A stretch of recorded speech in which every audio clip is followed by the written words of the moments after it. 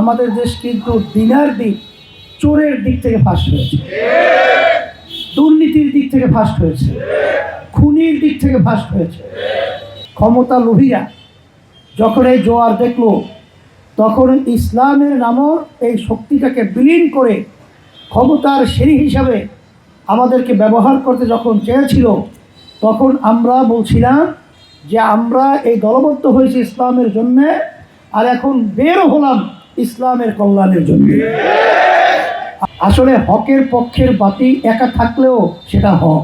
আমরা 54 বছর দেশ স্বাধীন হওয়ার পরে যাদের মাধ্যমে দেশ পরিচালিত হয়েছিল, তাদের দেশ পরিচালনা আমরা দেখেছি।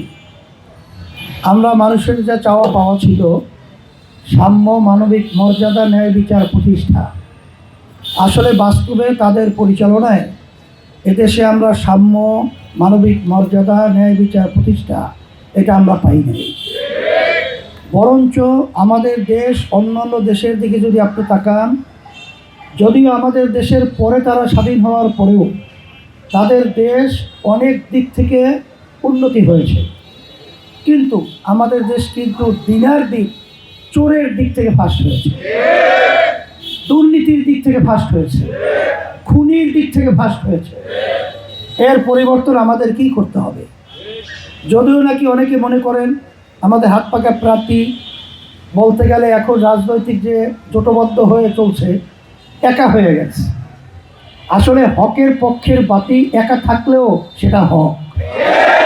আর আল্লাহ রাব্বুল আলামিন বলেছেন, যা আল হাক্কু ওয়া জাহাক আল বাতিল ইন্নাল বাতিলা কানা যাহুকা। হক আসলে অন্ধকার দূরীভূত হবে। সেই হিসাবে আপনি জানেন, আল্লাহ রাসূল সাল্লাল্লাহু আলাইহি ওয়াসাল্লাম যখন হকের আওয়াজ নিয়ে আসছিলেন, তখন তার সাথে কিন্তু কেউ ছিল না। কিন্তু আস্তে আস্তে আলহামদুলিল্লাহ তাম দুনিয়ার ভিতরে এই হকের আলো আল্লাহ জ্বালিয়ে দিয়েছেন। আমরা বিশেষ করে প্রথম একটা দল, আমরা ইসলামী শক্তিকে আমরা সংসদে নেয়ার যে প্রক্রিয়া শুরু করেছিলাম, মানুষের একটা সাড়াও মিলেছিল।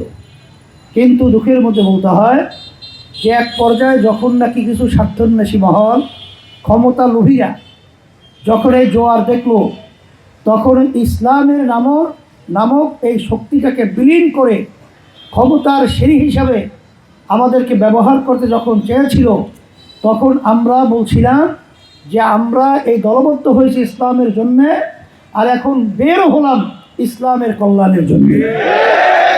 আলহামদুলিল্লাহ আমরা যখন আওয়াজ তুললাম, সারা দেশের ভিতরে কিন্তু সম্মানিত ওলামায়ে কেরাম এবং যারা দেশ প্রেমিক রয়েছে, এমনকি অন্য সংখ্যালঘু যারা রয়েছে হিন্দু সহ, সবাই কিন্তু আমাদের এই সিদ্ধান্তকে সাধুবাদ জানিয়েছে।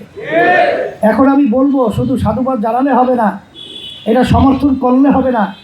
এখানের মাঠ যদি ফাঁকা থাকে, তাহলে তো যারা নাকি ক্ষমতা প্রেমিক রয়েছে এরা তো মাঠ দখল করে নেবে।